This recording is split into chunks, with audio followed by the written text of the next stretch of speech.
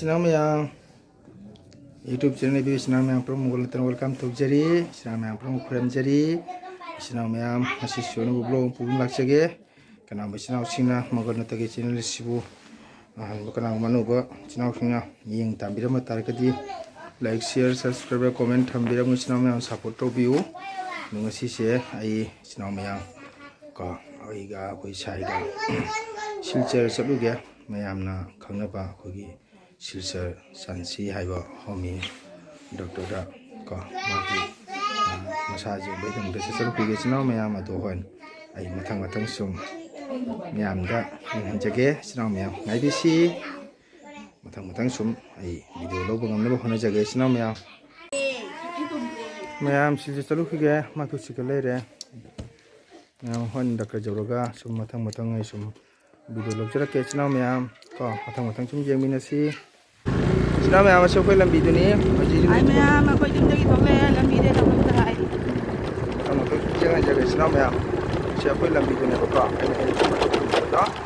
da ji ko ga baskan mathang jagi da silcha lo alaga silcha medical road ni ko ye chansi home road ana so ko kan ni ni mayam na tunaba chansi home ni tiana ana ba mo na ji khai ta ya si mati ana ba mo masa ngai ta de ko yeng ba chati ni chna me am matam mudik ta tinda re adu khang re matam se mo ne a bu khung to da ko yo number se contact number le tamna booking to ho tre ba ko adu chala ga yeng ba ni ka gumba chance pa ga di yeng ya lo ka gumba booking da sen ja ma ta ra ga di booking to ma ga yeng ga di ja ga di ngasi mang ba ona jara ke mathang sum ai video me amda yeng ta bangam na ko ona jaga ko sinam ya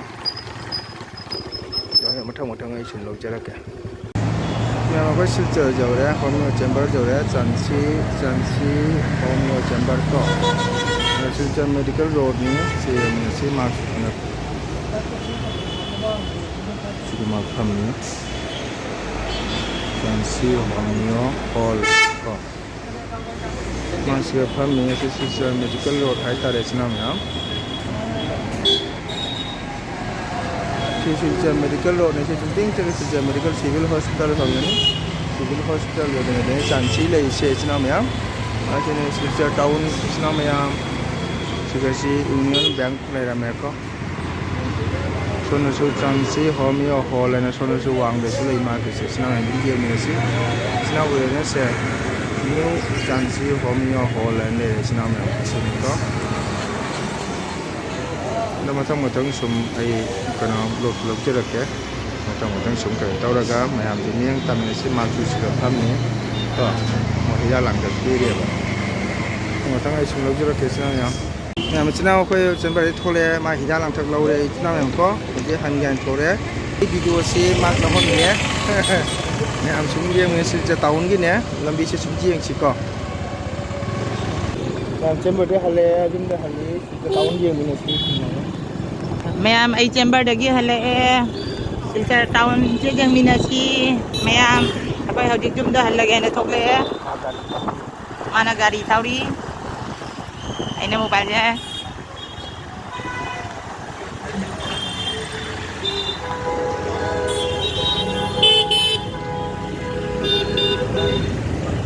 building the below labi below the building side ada lagi yang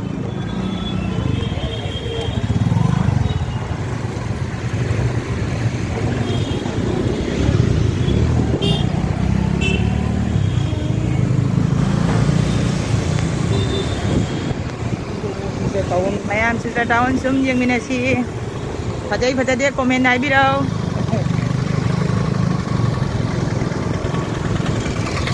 apa ma jaw rasu la ga labi bada kai ba lektie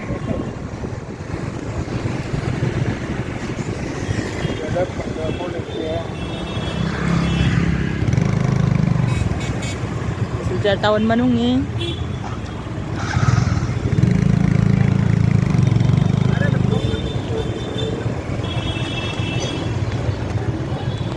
furniture lagi ni furniture juga ni Nasi,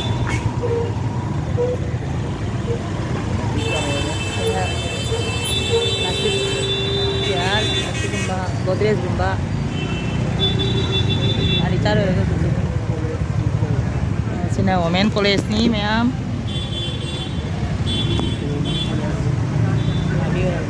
Itu kan ini mana program itu?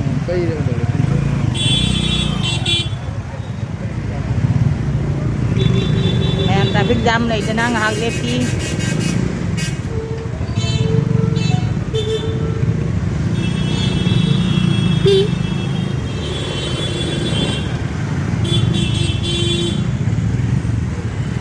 Tapi jam mana ni sini ma'am?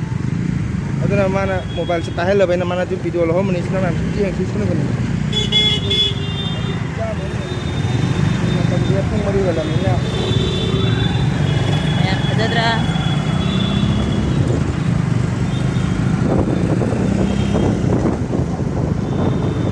Yang sini ma'am sejak tahun ni ma'am tu kami pun ni tu boleh nak video mana siap tahu kan? Ma'am tu jangan ingat semua orang ni sini ma'am. Yang tu kang dah lagi sejak tahun je. Tu kang dah agak su, aku yang ngasih ki, aku yang ngasih lagu ki, aku yang video sih. Anggal lagi hanya tahu bani macam nunggu lagi kan yo. CCTV pejadra.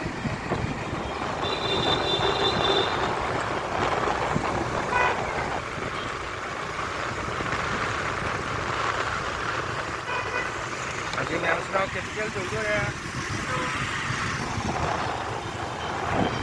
Kita kabur sana.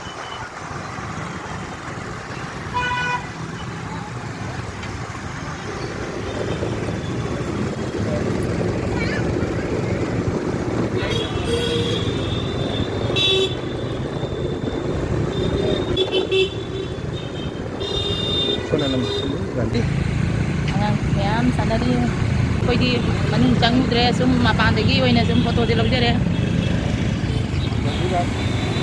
Ganti pas aja. Gandi ba ka gandi pa ay pa kay di koi ban mai.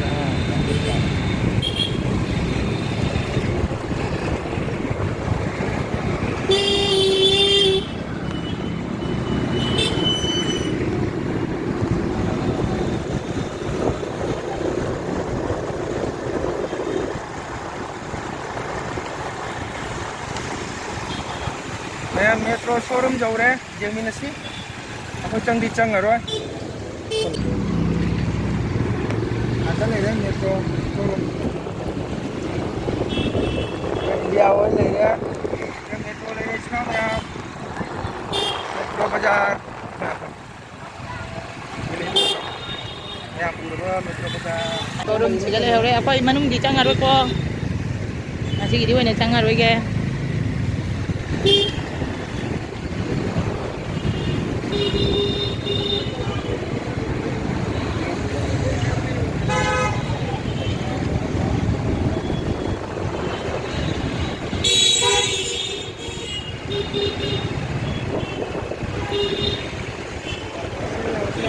Tahun ini aja pak satu jam mau sana macam mana pak? Jadi pilihan juli itu apa?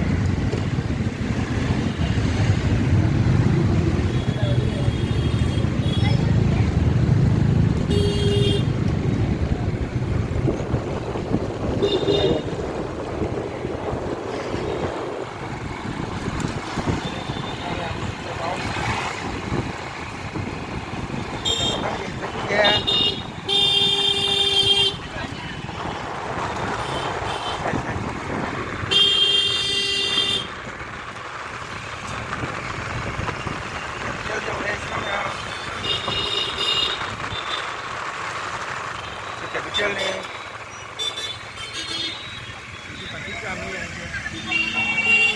Kaya mapag capital na jamay nang hak lepi. Kecil bus stand, auto stand, taxi stand.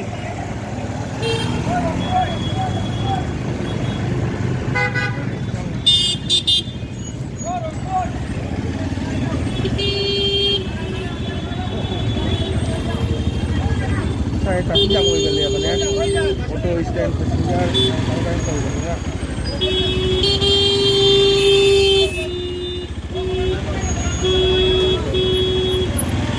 traffic jam matamje sai sigina khogi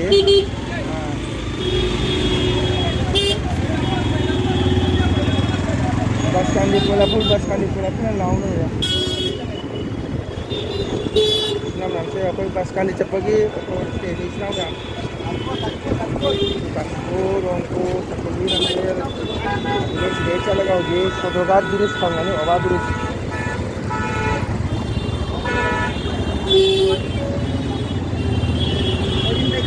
ये जोड़ी में आने लगे ये fall Monty वाले rap push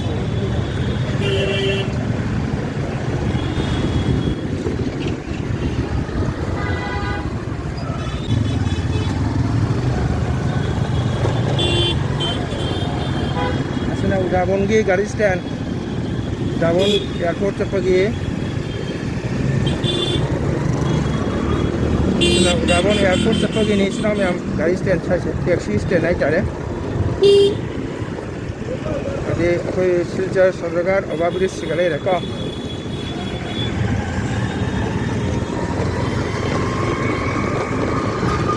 सिना सिनी Silchar Sodogar Oba bridge मतलब क्या चले हो जी एक सिना अपने नहीं एक माका माकु चैम्बर देगी हले का अजब नहीं Sodogar bridge से सांगू सांगू आंसू आंबा तो सिलचर की अदुनी में तुम अपनी लाकोनी ना तुम वीडियो में ब्लॉग में लौट गया ना तो सेंजर बनी चला मैं को Sodogar bridge का से मैं हमसे सुन उन ले रहा पोनी चला मैं खांग रहा पोनी बको सुन पूरा मेरे से पूरा चले रहा पूरा चले रहा चलो चला मैं